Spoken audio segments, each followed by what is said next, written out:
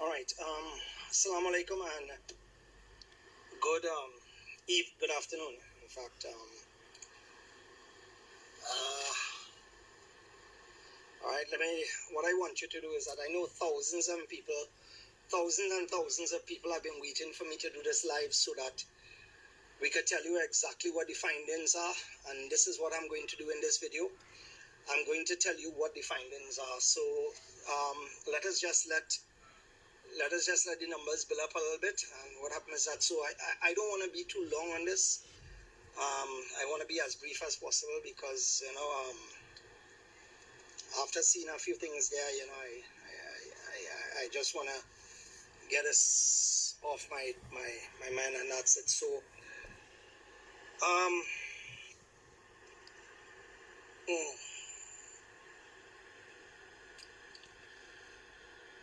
all right, here we go.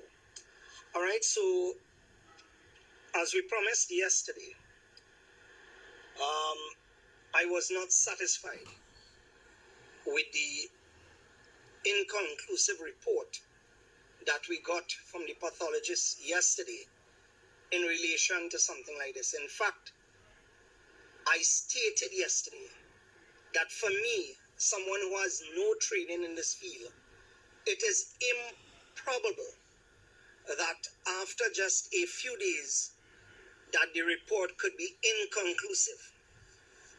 And what happens is that I just want to show you where I am right now. I am at Budo's funeral home here in Kunupia. And I just spoke to the professor. And of course the professor contacted the father as well.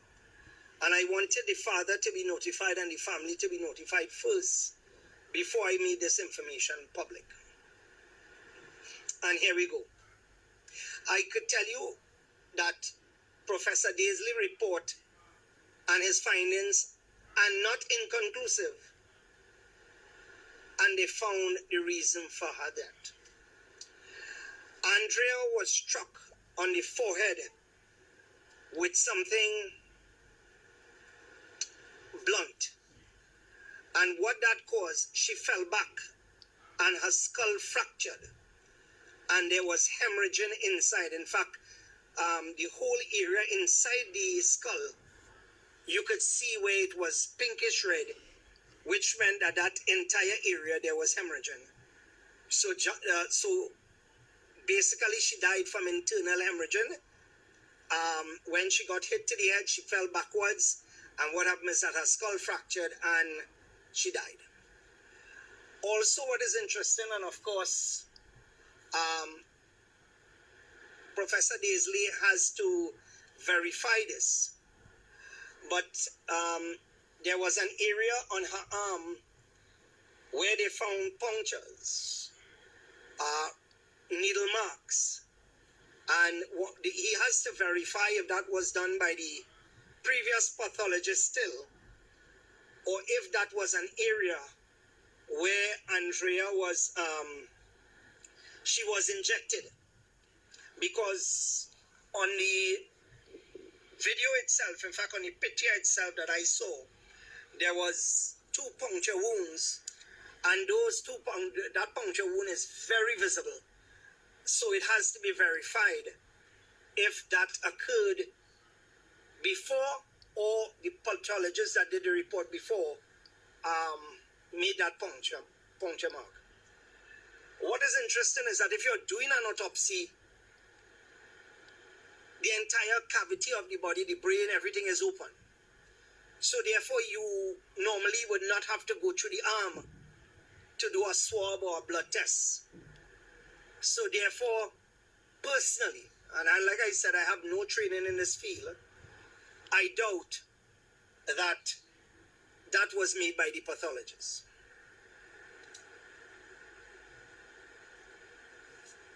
The fact of whether she was raped or not, that is to be verified. That is to be verified because samples were taken, and what happened is that, of course, it would be verified in about a week's time if she was indeed raped. But the facts are clear that this is not inconclusive. And what have me really pissed here now is that that pathologist that did that report in such a short space of time, the question is, how many reports that he, she, it, or whatever did before that were inconclusive and did not give the factual information in terms of what was the cause of death? Because if we could pay, and I thank the two persons that came forward with me to pay for this, because now we know exactly why it happened. A man could come here outside of the forensic center and do an autopsy, and in a few hours' time get these findings, especially for something as big as this, especially for something like this that has made the news, that is causing so much protest all over the country. So for those of you who are just joining us, let me repeat what the autopsy report stated. Andrea was hit to the forehead. Blunt, something hit her hard. I'm talking about massive blow to the head. Fell back. And whatever she fell back on, her skull was fractured. And it caused internal bleeding and hemorrhaging. Also, what happened is that there was an area where the stomach, they say that, there was, it was a particular color. So therefore, it showed that either she was not being fed or she was not eating. One out of the two. So there we have the results. And all I can tell you is that I am pissed. I am pissed. How could we have an autopsy result, especially on something like this, that is so important, be so wrong before? So now we have some clarity. Trinidad and Tobago, if this has not awoken you, I don't know what will. Something is wrong. Something is definitely wrong, and something stinks. I was privy to, certain things, and I can tell you, my body is still trembling right now, honestly. I feel like a nervous wreck right now. And one could only imagine, this is not my child. I am not even related to them. And I feel as if I am going through trauma myself. On behalf of the family, on behalf of myself and my family, I just want to tell Mr. Bharatt and the family that Trinidad and Tobago we stand with you. The entire country will stand by your side.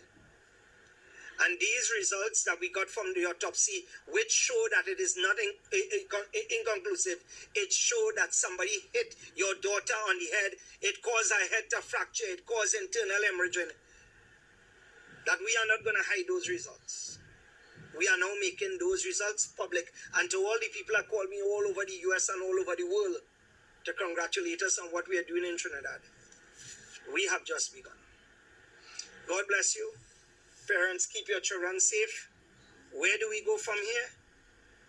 Let us form a WhatsApp group. For those of you who want to be part of that, just WhatsApp me. And within the confines of the law, let us save our children. My number, 684-4762. That's 684-4762. Let us come together. As I said before, many people plan to meet at the Red House here on Friday.